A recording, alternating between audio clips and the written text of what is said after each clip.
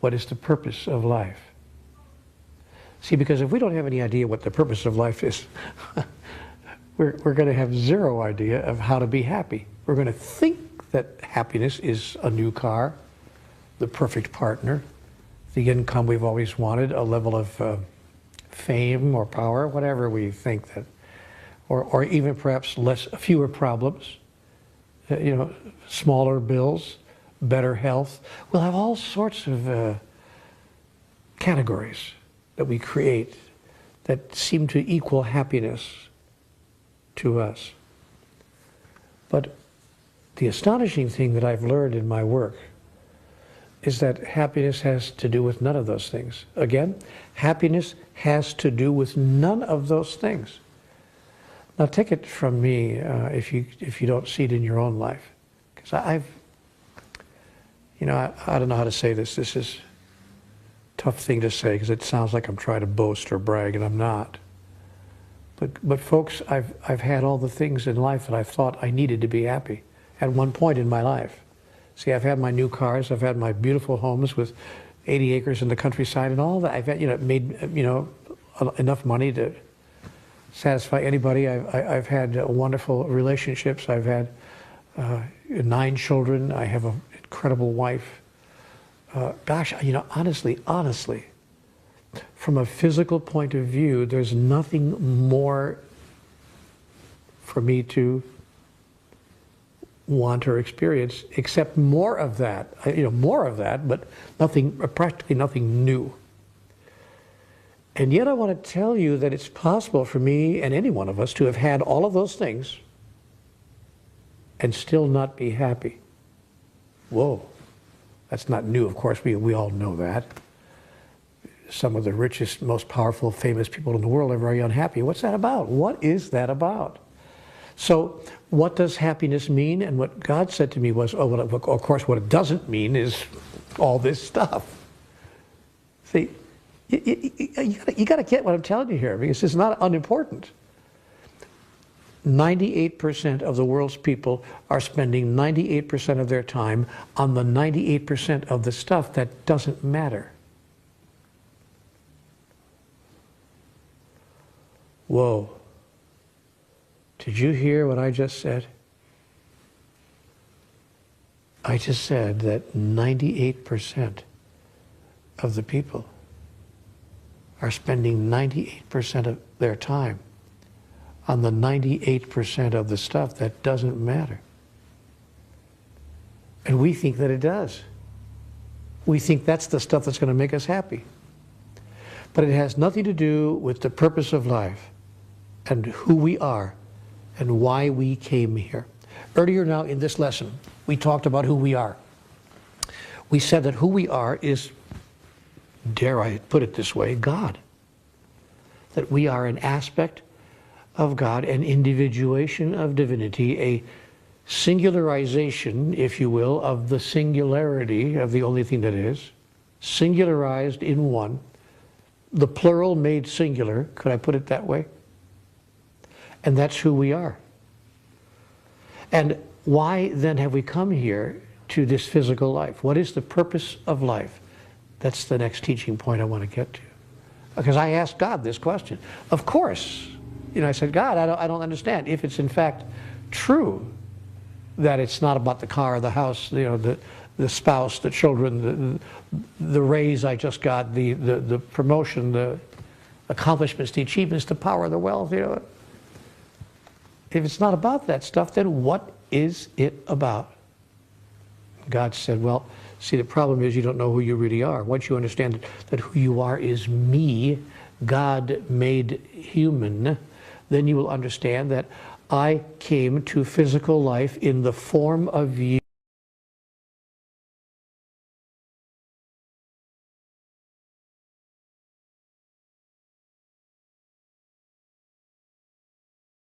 Will make me happy, said God, is the same thing that will make you happy, which is the knowing and the experiencing of who you really are in any given moment. That life has been created in such a way that it provides us the right and perfect people, places, and events, allowing us to express and experience, to announce and to declare to become and to fulfill who we really are. That is divinity. Divinity in human form. And so we yearn to know ourselves as that.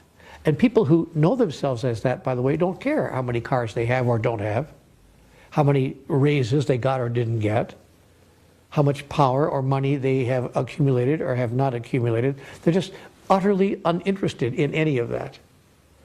And they are uncannily happy. I mean, it's uncanny how happy they are.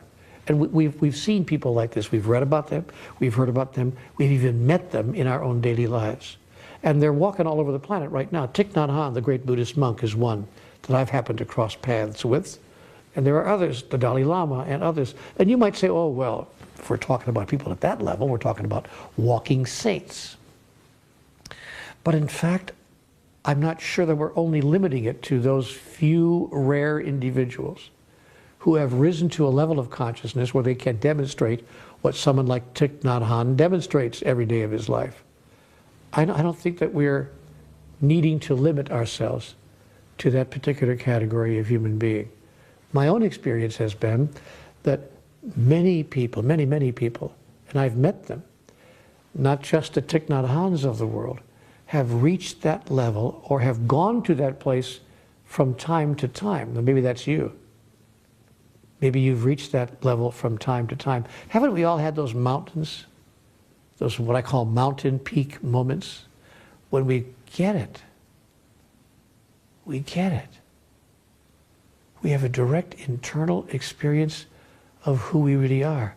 And isn't it true in those moments that we need and want nothing else? That the other things I've just mentioned totally and truly don't matter? Of course it is. So I'm sharing with you that this experience of which I am speaking is open to and available to all of us. Not just to the select few, the so-called saints among us, but in fact to all of us. And so the purpose of life, God said to me, is to recreate yourself anew in the next grandest version of the greatest vision ever you held about who you are. Let me repeat that because it may have slipped past you. I said, the purpose of life is to recreate yourself anew in the next golden moment of now, in the next grandest version of the greatest vision ever you held about who you are. This is what God said to me in Conversations with God. And you know, I've never heard it put that way any other place. I never got it that way from any other source. I've looked at a lot of the world's great religions. I've talked to a lot of well put together people. I listened to my parents. I had a lot of role models. No one ever said it to me that way. Suddenly I got it. The purpose of life is to recreate myself anew, brand new, in every golden moment of now, in the next grandest version of the greatest vision I ever held about who I am. Now, key here is you must have a vision.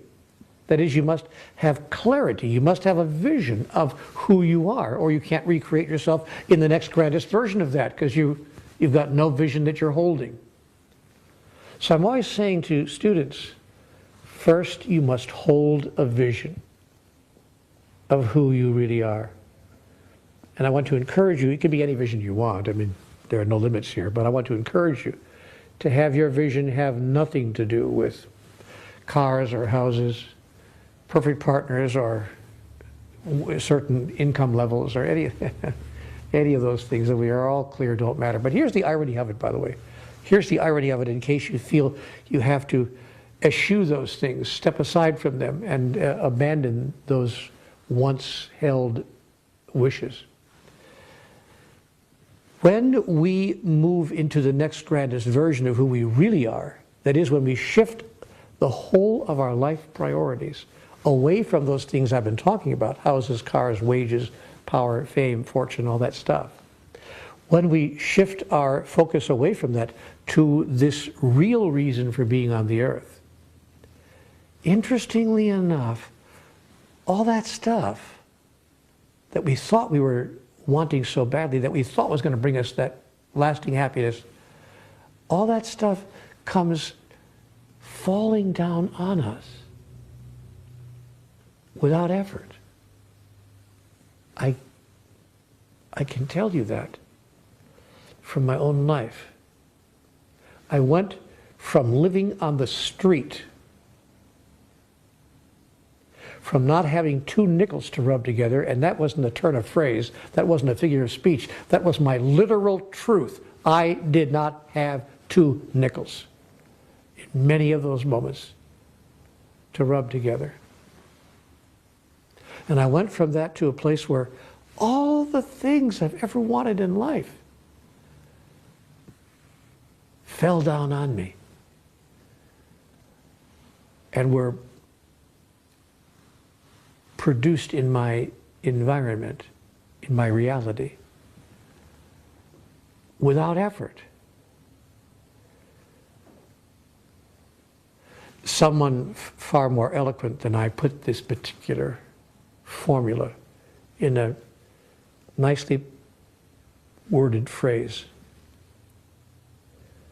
Seek ye first the kingdom of heaven, and all else will be added unto you. So don't go around asking, what are we to eat? What are we to drink? Wherewithal will we clothe ourselves? Each day has problems of its own. We're making it all up. Seek ye first the kingdom of God. That is the experience of who you really are. And all else will be added unto you. Now, how to stay on track with the purpose of life. The 4 fundamental questions of life is the tool that I want to give to you, that I want to share with you, that will help you to stay on track, to stay close to what we're talking about here. So let's look quickly at this powerful tool, the 4 fundamental questions of life. Each day, I want you to ask yourself these 4 questions.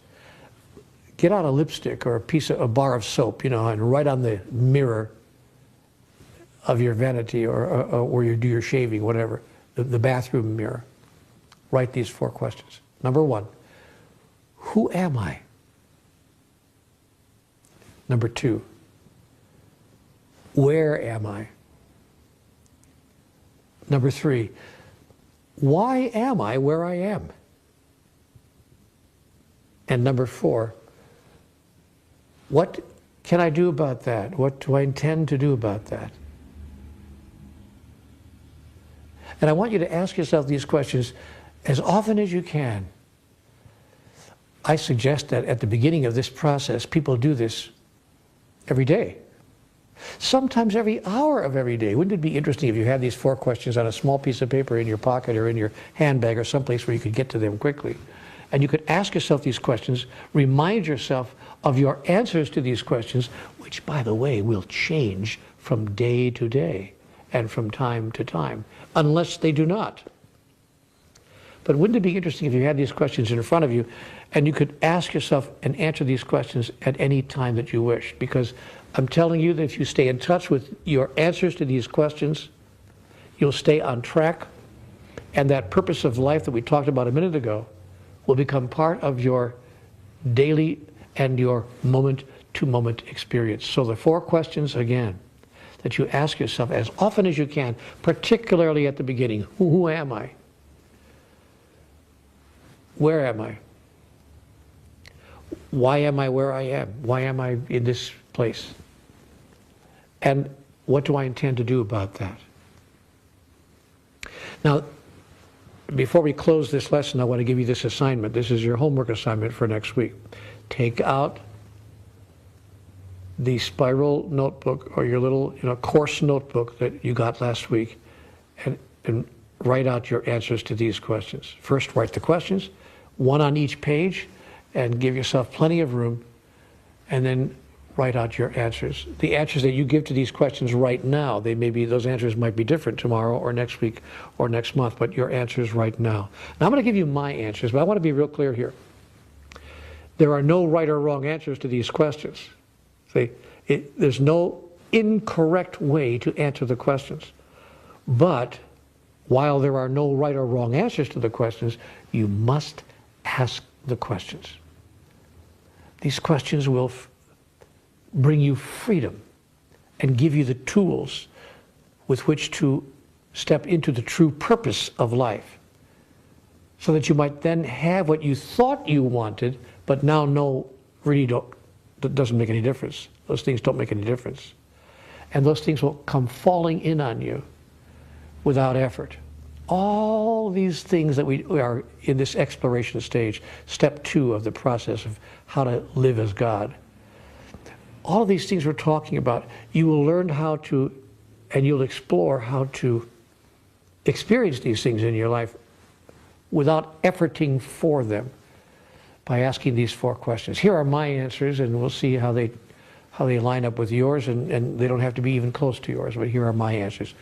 Who am I? I ask myself. Who am I? I am an individuation of divinity. I am in fact a singularization of the singularity. I am in fact that which God is. I am a divine manifestation of divinity itself. That's who I am. I know I don't sometimes act like that. I know it doesn't sometimes feel that way to me, but that doesn't make it not true. It simply makes it not experienced in that moment by me. But there are moments when I do experience that, and perhaps in your life as well. You've had those wonderful moments when you've just been with yourself and thought, wow, this is who I am. I am that. So that's my answer. Who am I? I am that which is divine, experienced in physical form. Where am I? I am in fact in physical form. I am in what I call the physical realm, the realm of physicality, as opposed to the realm of spirituality. And that's where I am. There are 3 realms that I am aware of in God's kingdom: the realm of the spiritual, the realm of the physical, and the realm of pure being, which is neither physical nor spiritual in particular, but is in fact all of it. Ultimately, when we're in the realm of pure being, we realize that there is no difference between spirituality and physicality, that it's really all one. Even though we're not physical in the sense that you and I call physical, there is nothing, God said to me, that is not physical in some form, although it may be a form with which human beings are not particularly familiar. But physicality exists in forms that we cannot even imagine. So just because it's not visible does not mean it's not physical. Are you clear about that? Just because it's not visible does not mean it's not physical. So, but we are right now in the visible, physical realm. That's where we are. Or what I call the realm of the relative, yes? Because the realm of the spiritual is the realm of the absolute, where things are absolutely what they are. That there is only love. Love is all there is. It's always here, it's always now. But we've gone from the realm of the physical into the realm of the, I'm sorry. We've gone from the realm of the spiritual into the realm of the physical. Because in this realm, things exist in relative terms. There is, in fact, up and down, left and right, here and now, before and after, big and small, male and female, created he, them. There is, in fact, a container that contains all that is in the universe. By the way, the universe is beyond enormous. So there's this physical container that contains every physical possibility, seen and unseen. Fair enough? Now the third question, why am I there? Why am I where I am? I am where I am because in the realm of the spiritual, I cannot experience what I know is true about me. See, here I know that I am God, and that I am all that God is. But in order for me to experience that, I need to move out of the realm of the absolute into the realm of the relative, so that I can experience allness in relative terms. So I am here. I have brought myself here. My soul, if you please, has journeyed here deliberately that I might know myself and experience myself in relative terms. I've come here to this world so that I could have, in fact, a world of experience. Now, what do I intend to do about that?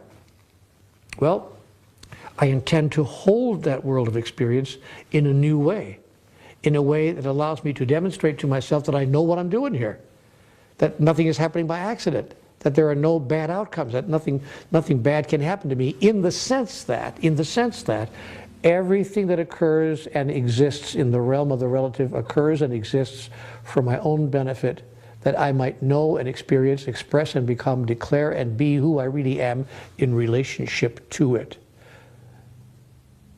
Did you get that? That's why the masters have said, looking upon the worst of it, judge not and neither condemn.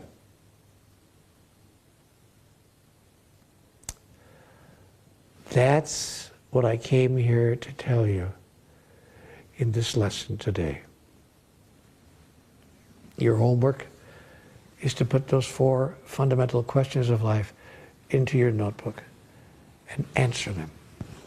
In fact, I hope you'll answer them many times between now and next week. Write them out several times. 4 questions and space for 4 answers. The same 4 questions later in the notebook, space for 4 answers. The same 4 questions at least 7 times, at least once a day between now and next week. More often if it serves you. Sometimes I have to bring those 4 questions to my consciousness 3 and 4 and 5 times a day.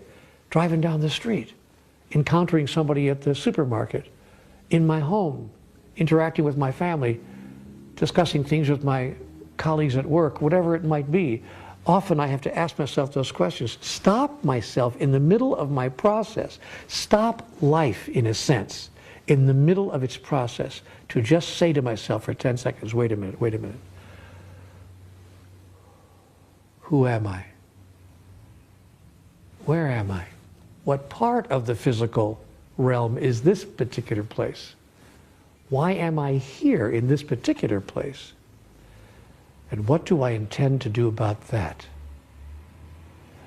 Answer those questions from the place of your divinity, and you will experience your divinity.